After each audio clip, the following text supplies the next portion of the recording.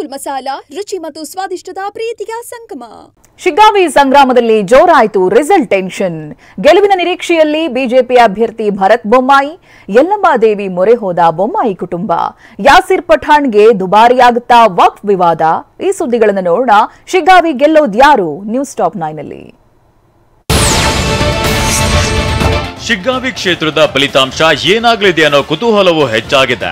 ಅಲ್ಲದೆ ಈಗಾಗಲೇ ಸೋಲು ಗೆಲುವಿನ ಲೆಕ್ಕಾಚಾರಗಳು, ಚರ್ಚೆಗಳು ಶುರುವಾಗಿದೆ. ಹಿಂದೆ ಬಸವರಾಜ ಬೊಮ್ಮಾಯಿ ನೇತೃತ್ವದಲ್ಲಿ ನಡೆದ ಇಡೀ ರಾಜ್ಯದ ಅಸೆಂಬ್ಲಿ ಎಲೆಕ್ಷನ್ ನಲ್ಲಿ ಬಿಜೆಪಿ ಮುಗ್ಗರಿಸಿತ್ತು.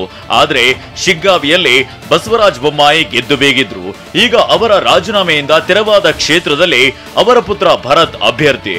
ಹಾಗಾಗಿ ಸಹಜವಾಗಿ ಬೈ ಎಲೆಕ್ಷನ್ ರಿಸಲ್ಟ್ ಕಡೆ ಹೆಚ್ಚು ಗಮನ ರಾಜ್ಯದ ಜನತೆಗಿದೆ. ಶಿಗ್ಗಾವಿಯಲ್ಲಿ ಲಿಂಗಾಯತ ಮತಗಳೇ ನಿರ್ಣಾಯಕ. ಹೀಗಾಗಿ ಭರತ್ ಬೊಮ್ಮಾಯಿ ಲಿಂಗಾಯತ ವೋಟ್ ಬ್ಯಾಂಕ್ ತಪ್ಪದೆ ಕೈ ಹಿಡಿದಿರುವ ನಂಬಿಕೆ ಇದೆ. ವಕ್ಫ್ ಅಸ್ತ್ರ ಜಾತ್ಯತೀತವಾಗಿ ಪರಿಣಾಮ ಬೀರಿದ ನಂಬಿಕೆ ಬಿಜೆಪಿಗೆ ಇದೆ. ಈ ಮೂಲಕ ಕುರುಬ, ವಾಲ್ಮೀಕಿ, ಲಂಬಾಣಿ, ದಲಿತ, ಗಂಗಾ ಮತ, ಭೋವಿ ಸೇರಿದಂತೆ ಹಲವು ಸಮುದಾಯದ ಮತದಾರರು ಕೈ ಹಿಡಿದಿದ್ದಾರೆ ಅನ್ನೋ ಲೆಕ್ಕಾಚಾರ ಹಾಕಿದ್ದಾರೆ. ಇನ್ನು ಗ್ಯಾರಂಟಿ ಯೋಜನೆ ವಿಚಾರದಲ್ಲಿ ಜನರಿಂದ ಮಿಶ್ರ ಪ್ರತಿಕ್ರಿಯೆ ವಿಷಯ ಕೂಡ ಭರತ್ಗೆ ಪ್ಲಸ್ ಆಗಿದೆ ಎನ್ನಲಾಗ್ತಿದೆ. ವಕ್ಫ್ ಅಸ್ತ್ರವನ್ನ ಸಮರ್ಪಕವಾಗಿ ಬಳಸಿಕೊಳ್ಳುವಲ್ಲಿ ಬಿಜೆಪಿ ವಿಫಲವಾಗಿದ್ದು ಭರತ್ ಬೊಮ್ಮಾಯಿಗೆ ಮೈನಸ್ ಆಗೋ ಸಾಧ್ಯತೆ ಇದೆ. ಅಲ್ಲದೆ ಮುಸ್ಲಿಮರ ಕಾರ್ಯಕ್ರಮದಲ್ಲಿ ವಕ್ಫ್ ಕುರಿತು ಬೊಮ್ಮಾಯಿ ಆಡಿದ್ದ ಮಾತುಗಳು ದುಬಾರಿಯಾಗಬಹುದು. ಇನ್ನು ಕಾಂಗ್ರೆಸ್ ಅಹಿಂದ ಅಸ್ತ್ರ ಭರತ್ಗೆ ಕಗ್ಗಂಟಾದ್ರೂ ಅಚ್ಚರಿ ಇಲ್ಲ. ಇದೆಲ್ಲದಕ್ಕೂ ಹೆಚ್ಚಾಗಿ ಇಡೀ ಚುನಾವಣೆಯಲ್ಲಿ ಬೊಮ್ಮಾಯಿ ಕುಟುಂಬದ್ದೇ ಪಾರುಪತ್ಯ. ಘಟಾನುಘಟಿ ನಾಯಕರು ಕೇವಲ ಭಾಷಣಕ್ಕಷ್ಟೇ ಸೀಮಿತವಾಗಿರೋದು ಕೂಡ ಭರತ್ಗೆ ಹೊರೆಯಾದ್ರೆ ಆಶ್ಚರ್ಯವೇನಿಲ್ಲ. ಅಜ್ಜಂಪೇರ್ ಖಾದ್ರಿ ಬಂಡಾಯ ಶಮನವಾಗಿದ್ದು ಪಠಾಣ್ಗೆ ಪ್ಲಸ್ ಆಗಿದೆ. ಇಷ್ಟೇ ಅಲ್ಲ, ಸಚಿವ ಸತೀಶ್ ಜಾರಕಿಹೊಳಿ ನೇತೃತ್ವದಲ್ಲಿನ ರಣತಂತ್ರ ಹೆಣೆದಿದ್ದು ವಾಲ್ಮೀಕಿ, ದಲಿತ ಮತದಾರರು ಕೈ ಹಿಡಿದ ಲೆಕ್ಕಾಚಾರ ನಾಯಕರಿಗಿದೆ.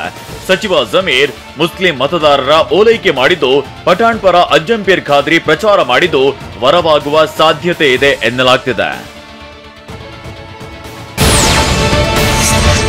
ಯಾಸಿರ್ ಪಠಾಣ್ಗೆ ಸಿಎಂ ಮುಡಾ ಸಂಕಷ್ಟದ ಅನುಕಂಪ ವರ್ಕೌಟ್ ಆಗಿದ್ದಲ್ಲದೆ ಕುರುಬ ಸಮಾಜದ ಮತ ಕಾಂಗ್ರೆಸ್ಗೆ ವಾಲಿದ ನಂಬಿಕೆ ನಾಯಕರಿಗಿದೆ. ಶಿಗ್ಗಾವಿ ಕ್ಷೇತ್ರದಲ್ಲಿ ಹೊಂದಾಣಿಕೆ ರಾಜಕೀಯಕ್ಕೆ ಮುಕ್ತಿ ಹಾಡಿ ಗಂಭೀರವಾಗಿ ಕಾಂಗ್ರೆಸ್ ಚುನಾವಣೆ ಎದುರಿಸಿದ ಹಿನ್ನೆಲೆ ಪಠಾಣ್ ಗೆಲುವು ಸಾಧಿಸುವ ಲೆಕ್ಕಾಚಾರ ಹಾಕಿಕೊಂಡಿದ್ದಾರೆ. ಇನ್ನು ಪಠಾಣ್ ರೌಡಿ ಶೀಟರ್ ಎಂಬ ಅಜ್ಜಂಪೇರ್ ಖಾದ್ರಿ ಹೇಳಿಕೆ ಯಾಸಿರ್ಗೆ ಮುಳುವಾಗುವ ಸಾಧ್ಯತೆ ಇದೆ.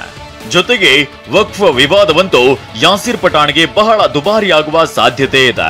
ಅಲ್ಲದೆ ಕ್ಷೇತ್ರದಲ್ಲಿ ಬಸವರಾಜ ಬೊಮ್ಮಾಯಿ ಹಿಡಿತ ಅಹಿಂದ ಮತದಾರರು ಸಹ ಬಿಜೆಪಿ ಕಡೆ ವಾಲಿದೆ ಅನ್ನೋ ಚರ್ಚೆ ಇದೆ. ಶಿಗ್ಗಾವಿಯಲ್ಲಿ ಕಾಂಗ್ರೆಸ್ ಗೆಲ್ಲುತ್ತೆ ಅಂತ ಸಚಿವ ಮಧು ಬಂಗಾರಪ್ಪ ಹೇಳಿದ್ದಾರೆ. ಭರತ್ ಬೊಮ್ಮಾಯಿಗಿಂತ ಕಾಂಗ್ರೆಸ್ಗೆ ಗೆಲ್ಲುವ ಚಾನ್ಸ್ ಇದೆ ಅಂತ ಭರವಸೆ ವ್ಯಕ್ತಪಡಿಸಿದ್ದಾರೆ. ಶಿಗ್ಗಾವಲ್ಲಿ ಕಾಂಗ್ರೆಸ್ ಪಕ್ಷದ ಬಗ್ಗೆ ಭಾಳ ಒಲವಿದೆ.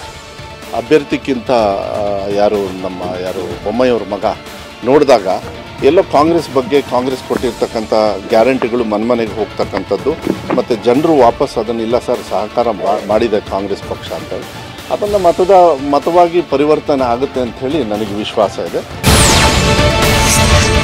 ಶಿಗ್ಗಾವಿ ಕ್ಷೇತ್ರದ ಬೈ ಎಲೆಕ್ಷನ್ ಫಲಿತಾಂಶ ಹಿನ್ನೆಲೆ ನಿನ್ನೆ ಬೊಮ್ಮಾಯಿ ಕುಟುಂಬ ರೇಣುಕಾ ಯಲ್ಲಮ್ಮ ದೇವಿ ಮೊರೆ ಹೋಗಿತ್ತು. ಬೆಳಗಾವಿ ಜಿಲ್ಲೆ ಸವದತ್ತಿ ತಾಲೂಕಿನ ಯಲ್ಲಮ್ಮನ ಗುಡ್ಡಕ್ಕೆ ಸಂಸದ ಬಸವರಾಜ ಬೊಮ್ಮಾಯಿ, ಪತ್ನಿ, ಪುತ್ರ ಭರತ್ ಸೇರಿದಂತೆ ಕುಟುಂಬ ಸಮೇತರಾಗಿ ಭೇಟಿ ನೀಡಿ ಪೂಜೆ ಸಲ್ಲಿಸಿದ್ರು. ಮಾಜಿ ಸಿಎಂ ಬಸವರಾಜ ಬೊಮ್ಮಾಯಿ ತಮ್ಮ ಪುತ್ರ ಭರತ್ ಗೆಲ್ತಾರೆ ಅಂತ ವಿಶ್ವಾಸವನ್ನ ವ್ಯಕ್ತಪಡಿಸಿದ್ದಾರೆ. ಸರ್ಕಾರದ ವಿರುದ್ಧ ಬಡವರು, ದಲಿತರು ಆಕ್ರೋಶವನ್ನ ಹೊರಹಾಕ್ತಿದ್ದಾರೆ. ರಾಜ್ಯ ಸರ್ಕಾರದ ಖಜಾನೆಯಲ್ಲಿ ದುಡ್ಡಿಲ್ಲ, ಸರ್ಕಾರ ದಿವಾಳಿಯಾಗಿದೆಯಂತ ಆಕ್ರೋಶವನ್ನ ವ್ಯಕ್ತಪಡಿಸಿದ್ದಾರೆ.